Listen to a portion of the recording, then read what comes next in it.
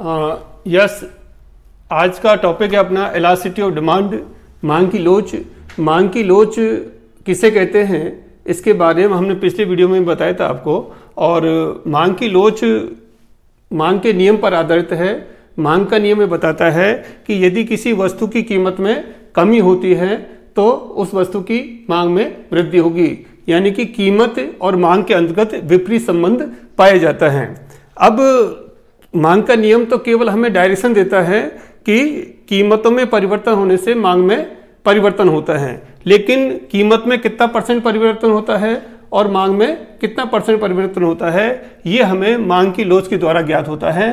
तो मांग की जो कीमत लोच है उसका अर्थ यह होता है कि कीमत में अनुपातिक परिवर्तन होने से मांग में कितना अनुपातिक परिवर्तन होता है। तो हम इसका एक फॉर्मूला में पिछले वीडियो में बताया था आपको कि किसी वस्तु की मांग में अनुपातिक परिवर्तन अपॉन उसकी जो मांग की मात्रा है उसमें जो अनुपातिक परिवर्तन होता है अपॉन कीमत में अनुपातिक परिवर्तन।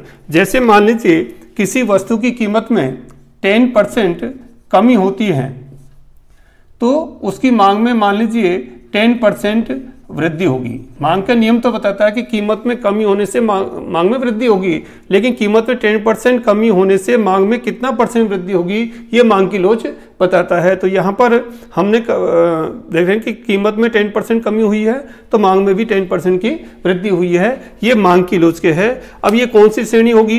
कई बार ये भी स्थिति आ जाती है कि कीमत में 10% कमी होती है, मांग में वृद्धि 5% ही होती है, या मान लीजिए कीमत में 10% कमी होती है, मांग में 15% वृद्धि होती है। कहने का अर्थ क्या हुआ कि कीमत में परिवर्तन होने से मांग में कितना अनुपातिक परिवर्तन होगा ये मांग की लोच के अंतर्गत आता है। आज इस वीडियो के अंतर्गत हम अध्ययन करेंगे degree of price elasticity of demand. मांग की लोच की विभिन्न श्रेणियां कौन कौन सी हैं। इससे पहले पढ़ा था आपने मांग की कीमत लोच, मांग की आय लोच। तो यहाँ पर हम जो मांग की जो कीमत लोच है उसकी जो डिग्रियां हैं, जो श्रेणियां हैं उनका अध्ययन करेंगे। और उसके अंतर्गत ये जो चैप्टर है elasticity of demand, MDS university की जो विद्यार्थी हैं बीकॉम पार्ट फर्स्ट के, उनके एक पेपर चलता है ईएफएम का सेकंड पेपर है बिजनेस इकोनॉमिक्स, और उस बिजनेस इकोनॉमिक्स सेकंड पेपर के अंतर्गत उनके सिलेबस में है इलास्टिसिटी ऑफ डिमांड। और आज हम अध्ययन करेंगे degree of price elasticity of demand, मांग की लोच की विभिन्न श्रेणियां। मांग की लोच की विभिन्न श्रेणियां कुल हैं 5। उनमें नंबर 1 पे है पूर्णतया लोचदार मांग, परफेक्टली इलास्टिक डिमांड। इसको डेंड करते हैं ईपी इक्वल टू अनंत, यानी कि पूर्णतया लोचदार मांग वह मांग की लोच है जिसमें कीमत में परिवर्तन नहीं होने पर या बहुत सूक्ष्म परिवर्तन होने पर मांग में अत्यधिक परिवर्तन हो जाता है। यानी कि कीमत में नो चेंज होता है, किसी प्रकार का कोई परिवर्तन नहीं होता है, लेकिन मांग में परिवर्तन बहुत अधिक हो जाता है, तो वो कहलाता है परफेक्टली इलास्टिक डिमांड, पूर्णतः लोचदार मांग। ये ऐसी मांग की लोच है जो काल्पनिक है, यानी कि व्यवहार में सामान्यतः ये नहीं पाई जाती है। इसको हम यदि हम डायग्राम से इंडिकेट करें तो यहाँ पर मैंने बताया था ये तो है ओ एक्स अक्ष और ये ओ वाई। ओ एक्स अक्ष पर लिए हमने वस्तु की मात्रा, ये है ओ क्यू 1 और ओ वाई अक्ष पर लिए आपने पी है, इसमें पैरेलल खींच दी, यानी कि कीमत में कोई परिवर्तन नहीं हो रहा है। तो हम इसी कीमत पर यहाँ पर देखें तो ओ की मात्रा मांगी जा रही है, इसी कीमत ओ की 1 मांगी जा रही है। अगर हम इसको और कम कर यहाँ करते हैं आप तो ओ की 2 हो जाएगी, यानी कि कीमत में कोई परिवर्तन नहीं होने पर भी मांग की मात्रा में परिवर्तन होता है। ये कहलाती है पूर्णतः लोचदार मांग, जो कि काल्पनिक स्थिति है, सामान्यतः व्यवहार में नहीं पाई जाती है, क्योंकि वस्तुओं की कीमत में परिवर्तन होता रहता है और कीमत में परिवर्तन होने से मांग में भी परिवर्तन होता है। अब दूसरी तरह की आती है, इसकी बिल्कुल अपोजिट डायरेक्शन की है, पूर्णतया बेलोचदार मांग, परफेक्टली इनइलास्टिक डिमांड। इसको कहते हैं ई इक्वल टू 0। इसके अंदर क्या होता है कि कीमतों में तो परिवर्तन होता है लेकिन मांग में कोई परिवर्तन नहीं होता। जैसे मान लीजिए इसी डायग्राम देखें, हम ओ अक्ष वाली हमने वस्तु की मात्रा, वस्तु की मात्रा, और वो वाई अक्ष पर लिए अपन कीमत, वस्तु की कीमत। अब यहाँ पर अब देखें कि ये जो P है इस प्राइस पर भी क्वांटिटी सेम है। अगर मान लीजिए OP से बढ़कर प्राइस OP1 हो जाती है तो भी क्वांटिटी सेम रहती है, और मान लीजिए प्राइस कम हो जाती है, नीचे देखते हैं अपन P2 हो जाती है तो भी इसकी क्वांटिटी सेम ही रहती है। कहने का अर्थ हो गया कि पूर्णतः जो बेरोजगार मांग है उसके अंतर्गत कीमतों में परिवर्तन होने से मांग की मात्रा में कोई परिवर्तन नहीं होता है। ये कहलाती है E = 0, यानी कि पूर्णतः बेरोजगार मांग। और ये ऐसी वस्तुओं में पाई जाती है जो कि बहुत ज़्यादा अनिवार्य वस्तु, जैसे नमक है। अब नमक की कीमतों में बहुत ज़्यादा परिवर्तन हो जाता है तो उसकी मांग की मात्रा में सामान्यतः कोई परिवर्तन नहीं होता है। जैसे कि मान लीजिए नमक है, आज 20 रुपये किलो है, 100 रुपये किलो हो जाएगा तो भी नमक उतना ही काम में लेंगे, और मान लीजिए 1 रुपये का 100 किलो हो जाएगा, बहुत सस्ता नमक हो जाएगा तो नमक की मांग में वृद्धि नहीं होगी।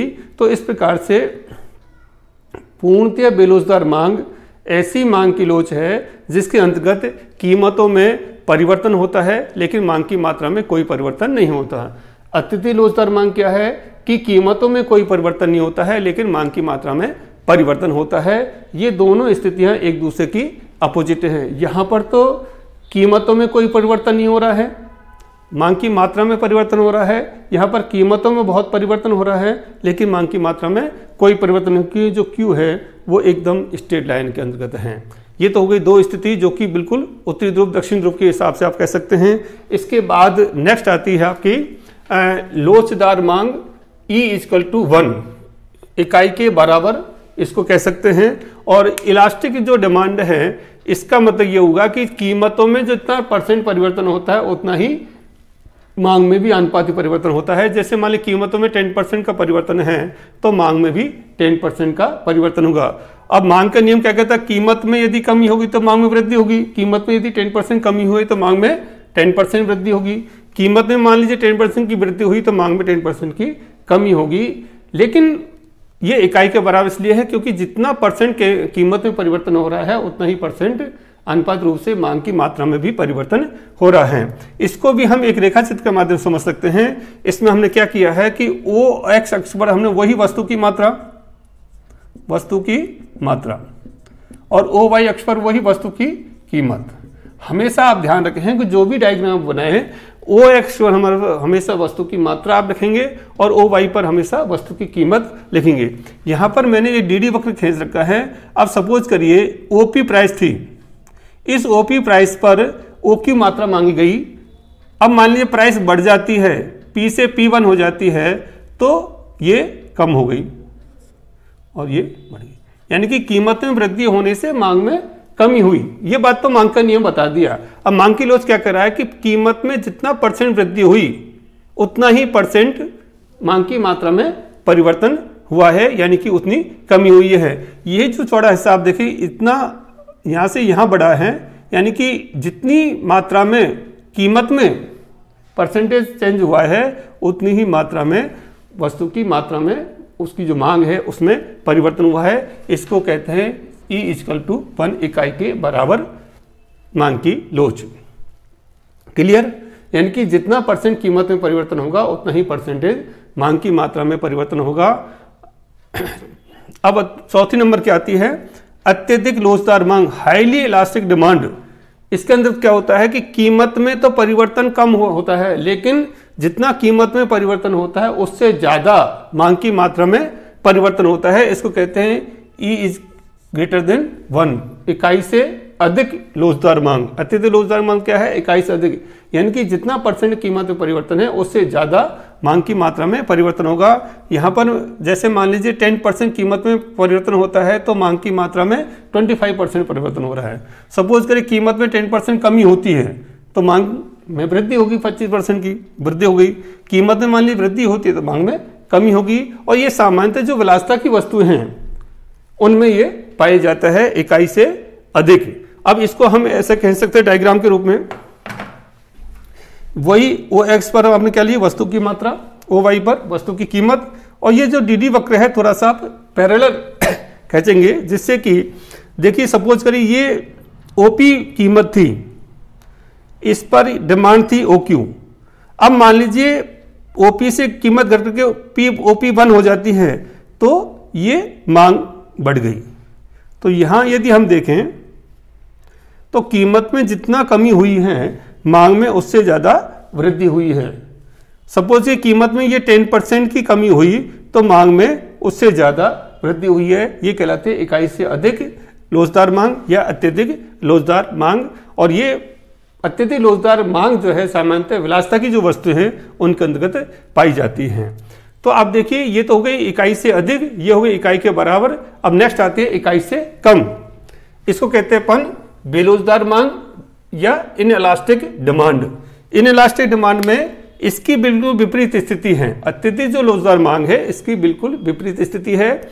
यहाँ पर तो क्या था कि कीमत में जितना परिवर्तन होता है उससे ज़्यादा परसेंटेज मांग में परिवर्तन होगा। यहाँ पर क्या है कि कीमत में जितना परसेंटेज चेंज होगा मांग में उतना कम परसेंटेज चेंज होगा। जैसे सपोज कि कीमत में 20% का परिवर्तन होता है तो मांग की मात्रा में 10% का ही परिवर्तन होता है, यानी कि उससे कम। अब मांग का नियम कहता है कीमत में वृद्धि होगी तो मांग में कमी होगी और कीमत में कमी होगी तो मांग में वृद्धि होगी। लेकिन जो परसेंटेज चेंज है वो कीमत की तुलना में मांग की मात्रा में परिवर्तन कम होता है। इसको कहते हैं इकाई से कम। E इज लेस देन 1, इकाई से कम। और ये मिलता है अनिवार्य वस्तुएं हैं, जो डेली यूज की वस्तुएं हैं, अनिवार्य वस्तु हैं, उनके अंतर्गत ये नियम पाया जाता है कि कीमत में बहुत ज़्यादा परिवर्तन होता है लेकिन मांग में उससे कम परिवर्तन होता है। इसको भी हम रेखा कैसे समझ सकते हैं। ये तो गया OX और ये OY। OX पर हम क्या लेते हैं, वस्तु की मात्रा, और OY पर क्या लेते हैं, वस्तु की कीमत। अब ये जो DD वक्र हमने खींचा है ये थोड़ा सा खड़ा खींचा है। अब आप देखिए मान लीजिए OP कीमत है ये वाली, तो आपकी क्वांटिटी आई OQ। और अब मान लीजिए P से कीमत कम हो जाती है, ये प्राइस मान लीजिए डाउन हो जाती है, OP1 रह जाती है, तो क्वांटिटी भी आपकी बढ़ेगी। लेकिन कीमत तो इतनी ज़्यादा कम हुई और क्वांटिटी में इतनी सी ही वृद्धि हुई, यानी कि कीमत में जितनी कमी हुई उससे कम परसेंटेज में मांग की मात्रा में वृद्धि हुई है। तो ये कहलाता है बेलोचदार मांग।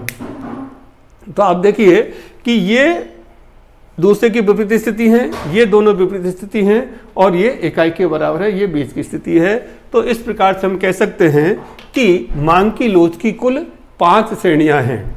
5 श्रेणी को यदि आप याद करना चाहें तो एक तो होती है पूर्णतः लोचदार मांग, और एक होती है पूर्णतः बेलोचदार मांग। एक होती है लोचदार मांग, इसको हम इकाई के बराबर भी कह सकते हैं, और अत्यधिक लोचदार मांग जो इकाई से अधिक है, और एक होती है बेलोचदार मांग जो इकाई से कम है।